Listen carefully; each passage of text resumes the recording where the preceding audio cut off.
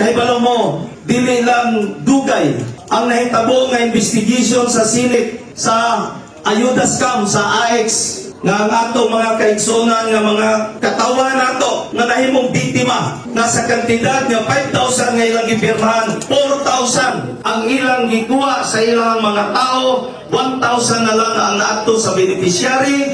Para sa mga estudyante nga nahimong biktima, 10,000 ang ilang gipirmahan, 10,000 pesos ang ilang nadawat, 9,000 gikuha sa ilang mga tao, o 1,000 na lang taon ang nadala sa beneficiary. Gani, hangtod karon wala na hatagi pag-aksyon sa Office of the President.